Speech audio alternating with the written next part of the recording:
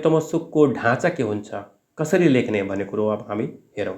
लिखितम ध्वनिको नामबाट सुरु गर्नुपर्ने हुन्छ। अघि हामीले भने जस्तो सुरुमा साबिकको ठेगाना लेख्ने, जिल्ला सप्तरी यहाँ छ, जिल्ला कुन हो, साबिकको गाउँपालिका नगरपालिका के हो त्यो लेख्ने, वडा नम्बर के हो त्यो लेख्ने, हालको गाउँपालिका नगरपालिका के हो, महानगर उपमहानगर के हो त्यो लेख्ने, वडा नम्बर, र त्यसपछि अब 3 पुस्ते लेख्न पर्यो। फलानेको नाति, फलानुको छोरा, वर्ष कति, उमेर कति हो त उमेर लेख्ने, वर्ष यतिको, फलानो।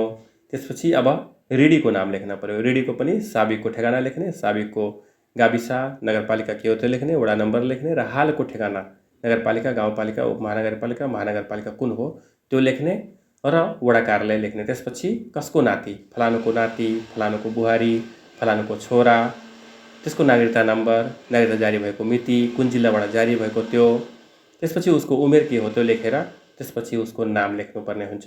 यो ऋणीको नाम लेख्ने। यति लेखिसकेपछि कति रकम लिएको हो, चलन चल्तीको यति रुपियाँ भनेर रकम लेख्नुपर्छ, त्यो अङ्कमा लेख्ने। त्यसपछि अक्षरमा त्यही लेख्ने।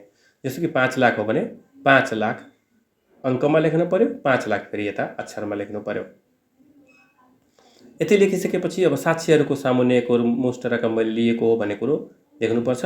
साक्षीहरूको सामुन्नेमा एकमुष्ट रकम गिन्ती गरी बुझी लिए, बापत के बापत, कुन प्रयोजनको लागि, घर खर्च, बिरामी, उपचार, बन्द व्यापार समेत कुन कामको लागि हो त्यो कुरा लेख्नुपर्छ। घर व्यवहारको लागि भने घर व्यवहार, बिरामीको उपचारको लागि हो भने बिरामीको उपचार, व्यापारको लागि हो भने व्यापार, अथवा शिक्षा दीक्षाको लागि हो भने त्यो कुरा उल्लेख गर्नुपर्छ। त्यो उल्लेख गरेर यति रकम मैले लिएको हुँ, यो रकम वार्षिक शೇಕಡಾ 10 का दरले 10% भन्दा बढी ब्याज लिन पाइँदैन। 10 का दरले ब्याज र सामा समेत यही आउँदो अब कुन मितिमा भुक्तान गर्ने हो त्यो मिति पनि लेख्नुपर्छ।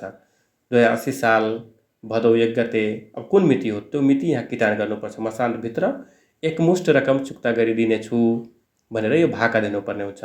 यदि त्यो ऋणीले पैसा भुक्तान गरेन भने त्यसमा के हुन्छ त्यो कुरा उल्लेख गर्नुपर्ने हुन्छ। यदि ऋणीले पैसा दिएन भने त्यसबापत ऋणीको नाममा रहेको सम्पत्ति, चलचल सम्पत्तिबाट साहुले असुल उपर गर्न पाउनुपर्छ, त्यसको अधिकार दिएको हुनुपर्छ। त्यसले गर्दाखेरि ऊ मन्जुर भएको हुनुपर्छ कि मेरो सम्पत्तिबाट, मेरो आस्थाबाट तिमीले ल्याऊ भनेर उल्लेख गर्नुपर्ने हुन्छ। यति भइसकेपछि पछि कुनै उजुरबाजुर गर्ने छैन, दाबी गर्ने छैन भनी मेरो मनोमान खुसी राजीसँग यो कपाली तमस्सुक कुन ठाउँमा लेखिएको त्यो ठाउँको नाम लेख्ने। यो ठाउँमा लेखी अथवा कम्प्युटर टाइप गराई सही छाप गरी धनीलाई दिएँ भन्ने कुरो लेख्नुपर्ने हुन्छ। यो किनारामा जुन साइडमा साक्षीहरू लेखिएको छ त्यो साक्षीहरू सदर होस् भन्ने हिसाबले यति लेखिसकेपछि अब मिति लेख्नुपर्ने हुन्छ। यहाँ क्लोजिङ हुन्छ। यति सम्बन्धबाट क्लोजिङ गर्नुपर्छ। यति सम्बन्ध 2080 साल चैत महिना कति गते हो त्यो लेख्ने, रोज कति हो, बार जुन आइतबार सोमबार मङ्गलबार हुन्छ त्यहाँ 1 2 3 लेख्नुपर्ने हुन्छ त्यो लेख्ने। यति लेखिसकेपछि लास्टमा शुभम गरेर अब क्लोजिङ गर्न पर्यो। त्यसपछि यहाँ अब दायाँ बायाँ लेख्नुपर्ने हुन्छ। यो दायाँ बायाँ छाप लाउनुपर्छ, औठा छाप, यहाँ हस्ताक्षर गर्ने, यहाँ नाम लेख्ने। यति भइसकेपछि यो अब लेखत तयार भयो। यसको साथै अघि हामीले भने जस्तो 2टा साक्षीको नाम लेख्न पर्यो। साक्षीको ठेगाना, नाम, उमेर सबै लेख्नुपर्ने हुन्छ। 3 पुस्ते विवरण लेख्ने, सकभर उनीहरूको नागरिकता नम्बर पनि लेख्दाखेरि उपयुक्त हुन्छ। अब लेखकको ठेगाना लेख्ने र लेखकको प्रमाणपत्र नम्बर लेखिसकेपछि यो 3 जनासँग हस्ताक्षर गराउने।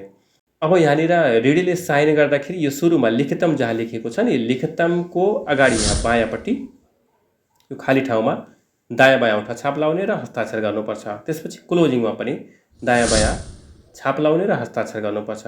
र यहाँ जुन ठाउँमा रकम लेखिएको छ, अङ्क लेखिएको ठाउँमा पनि दायाँ औठा लगाइदिने। यो भइसकेपछि पछि गएर साहुले कुनै पनि किसिमले केयरमेट गर्न पाउँदैन र एउटा आधिकारिक पनि मानिन्छ। यति भइसकेपछि यो तमस्सुक कागजको हामीले सम्पूर्ण विवरणहरू यहाँ छलफल गऱ्यौँ। यसरी तपाईँले आफ्नो घर व्यवहार चलाउँदाखेरि कुनै रकमको आवश्यकता पर्यो भने त्यतिखेर यदि कानुनी व्यवसाय अथवा लेखापढी व्यवसाय नै उपलब्ध हुनु भएन भने पनि तपाईँले आफै पनि यो व्यवहारमा यही फर्मेटमा कागज लेख्न सक्नुहुन्छ। तर सकभर लेखापढी व्यवसाय अथवा अधिवक्तासँग लेखाउनु भयो भने त्यसले अलिकति थप भ्यालिडिटी हुन्छ, त्यो आधिकारिक मानिन्छ।